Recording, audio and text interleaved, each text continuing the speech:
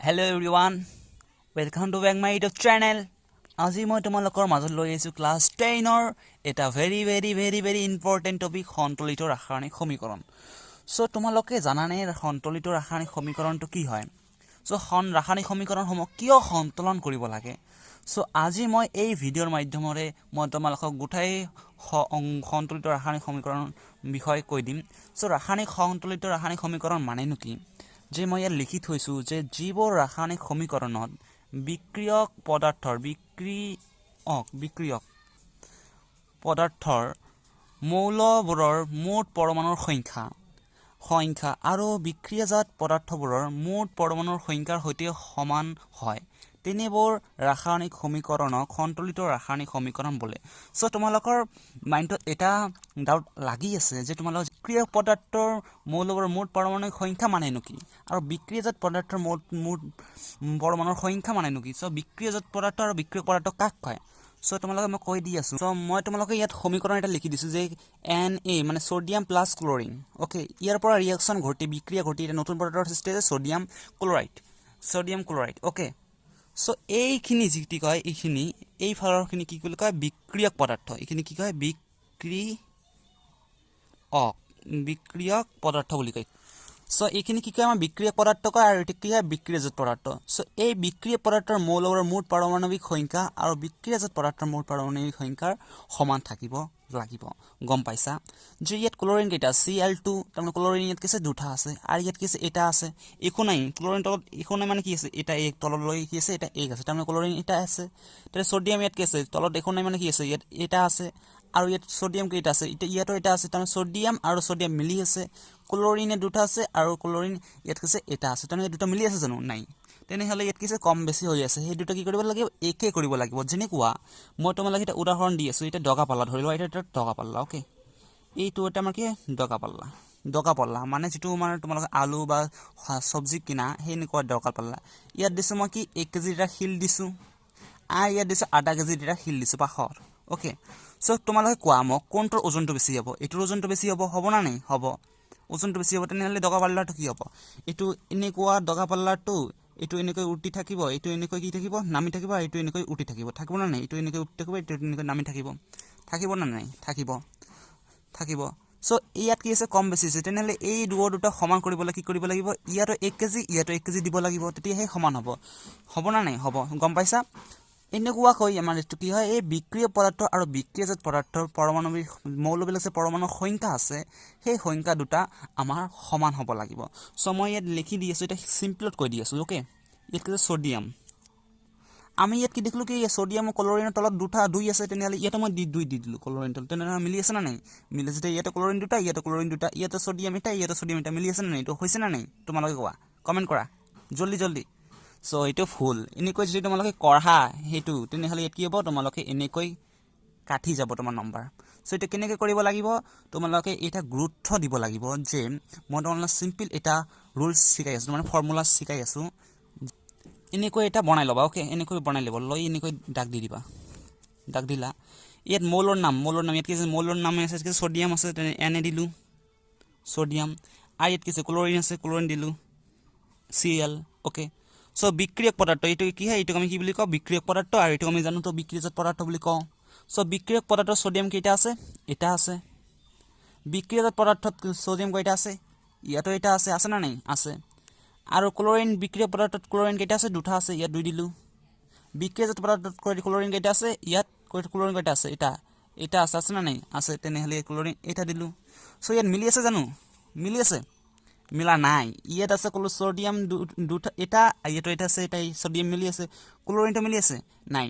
তেনে ক্লোৰিনটো মিলাৰ কাৰণে কি কৰিব লাগিব যে এই একটো কাটি দি একটো কি কৰিব এনেকৈ কাটি দি ইয়াতে 2 বহাই দিম। 2 বহাই দিলে কি হ'ব ক্লোৰিনটো মিলি যাব না? তেনেহলে ইয়াত ক্লোৰিন কেইটা হ'ব? এটা দুটা, ইয়াতো এটা ক্লোৰিন কি হ'ব? ইয়াতো দুটা, ইয়াত সোডিয়াম আছে, ইয়াতো সোডিয়াম ইয়াতো সোডিয়াম এটা মিলি আছে। তেনেহলে এই দুইটো আমি কত বহাম? দুইটো যদি ইয়াত এনেকৈ তলত বহা তেনেহলে কি হ'ব যে এই দুইটো এনেকৈ বহালে তোমালোকে ভুল হৈ যাব।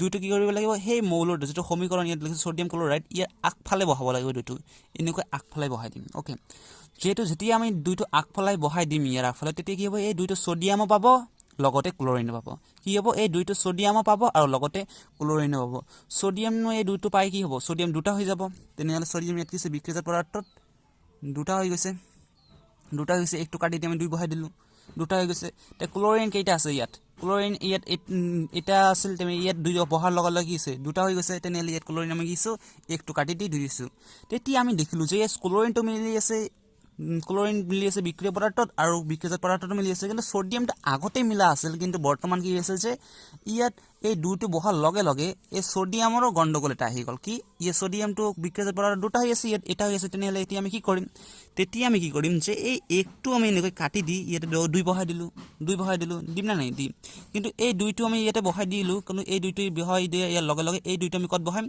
এই সোডিয়ামৰ সন্মুখত বহাই দিম আগফালে বহাই দিম যেতিয়া এই সোডিয়ামৰ আগফালে এই দুইটো বহাই দিলো তেতিয়া কি হ'ব এই সোডিয়ামৰ ইয়াত বিক্ৰিয়া পদাৰ্থ দুটা হৈ আছে বিক্ৰিয়াজাত পদাৰ্থ দুইটা হৈ আছে ক্লোৰিন ইয়াতে দুটা হৈ আছে ইয়াতে দুটা আছে তোমাৰ দুটা হৈ গৈছে তেতিয়া কি হয় এই বিক্ৰিয়া পদাৰ্থ আৰু বিক্ৰিয়াজাত পদাৰ্থ দুটা কি হ'ব সমান হ'ব ওকে তোমালোকে গম পাইছা কি হয় এইটো ৰাসায়নিক সমীকৰণটো সো তোমালোক আন এটা মই তোমালোকক কৰি দি আছো যদি বুজি পোৱা নাই মোক টপাৰ টপ কমেন্ট কৰি জনা মই বুজি পোৱা নাই বুলি সো তথাপিও মই আন এটা তোমালোক কৈ দি আছো তোমালোক যদি ডাউট নালাগে কি হল ইয়া লিখিছো মই কি দিছো এই বিক্রিয়া পদাৰ্থত কি দিছো মই H2 + O2 তাৰ মানে ইয়াত কিছে H2 আৰু O2 দুটা একেলগ হৈছে হাইড্ৰোজেন আৰু অক্সিজেন একেলগ হৈ কি উৎপন্ন আমাক কৰিছে H2O মানে পানী উৎপন্ন কৰিছে তোমালোকে ইয়াত দেখা যে ইয়াত কিছে অক্সিজেন দুটা আছে ইয়াত অক্সিজেন এটা আছে মিলি আছে জানো নাই মিলা ইয়াত হাইড্ৰোজেন ইয়াত কেইটা আছে দুটা আছে ইয়াত হাইড্ৰোজেন দুটা আছে মিলি আছে তেনেহলে এতিয়া আমি কি কৰিম যে ইয়াৰ সন্মুখত এটা দুই বহাই দিম ইয়াৰ সন্মুখত দুই বহাই দিম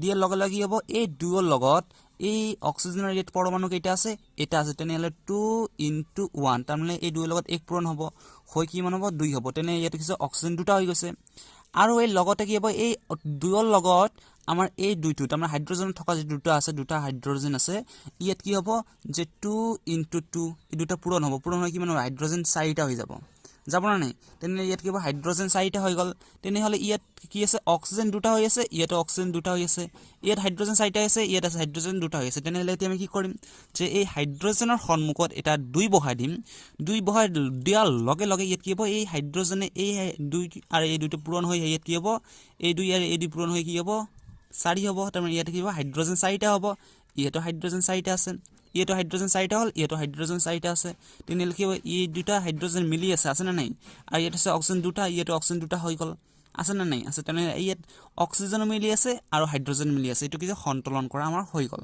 সো তোমালোকে গম পাইছা যে সন্তুলন কেনেকৈ কৰিব লাগে আৰু মই তোমালোকক এটা নতুন সমীকৰণ দি আছো তোমালোকে এই সমীকৰণটো দেখি মোক সন্তুলন কৰি মোক কমেন্টত কবা যে কমেন্ট কৰি মোক জনাবা সন্তুলন তোমালোকে কৰিব পাৰিছা না নাই আৰু পালে মোক তোমালোকে কমেন্টত লিখি দিবা ওকে মই তোমাক এটো কৰিবলৈ দিলো হাইড্ৰোজেন প্লাস ক্লোৰিন এই দুটা বিক্ৰিয়া কৰি আমাৰ কি উৎপন্ন হল HCl মানে হাইড্ৰোক্লোৰিক এসিড উৎপন্ন হৈছে সো এই তোমালোকে এইটো মই সন্তুলন কৰি দিবা তো মই তোমালোকক আনবাৰ কৈ দি আছো ইয়াত কি হাইড্ৰোজেন দুটা আছে ইয়াত হাইড্ৰোজেন একোনে মানে কি আছে এটা হাইড্ৰোজেন আছে ইয়াত ক্লোৰিন দুটা আছে ইয়াত একোনে মানে কি আছে ক্লোৰিন এটা আছে তেনে হলে ইয়াৰ সন্মুখত কি বহাই দিব লাগিব তোমালোকে গম পাইছা সাগে আৰু ইয়াতে কি কৰিব লাগে তোমালোকে গম পাইছা তোমালোকে মোক কমেন্ট কৰি জনাবা এটো তোমালোকক হোমৱৰ্ক দিলো কৰি দিবা ভিডিও তোমালোকক লগত দেখা হ'ব আমাৰ ইটিকে সংযোজন বিক্ৰিয়া আৰু বিযোজন বিক্ৰিয়া আমি তোমালোকক নেক্সট ভিডিওত শিকাম আজি সন্তুলনটো শিকালো যদি সন্তুলন কোনোবা ডাউট লাগি থাকে তেনে মোক কমেন্ট কৰি জনাবা মই তোমালোকক সন্তুলন কৰাৰ কাৰণে আন এটা পুনৰ নতুন ভিডিও আৰম্ভ কৰিম যেটো তোমালোকৰ ক্লাস 9 ৰ ৰিজাল্ট ক্লাস 9 ৰ পৰা 10 লৈ পাবা তোমালোকে এতিয়াৰ পৰা ষ্টাৰ্ট কৰি দিয়া তোমালোকৰ ষ্টাডিটো ওকে তোমালোকে মোৰ চেনেলটো যে সাবস্ক্ৰাইব কৰা নাই সাবস্ক্ৰাইব কৰি লবা আৰু পাছত থকা বেল আইকনটো ক্লিক কৰি দিবা আৰু তোমালোকৰ বন্ধু বান্ধৱীৰ লগত এই ভিডিওটো শেয়াৰ কৰি দিবা আজিৰ কাৰণে টাটা বাই বাই তোমালোকে ভালে থাকা সুস্থ থাকা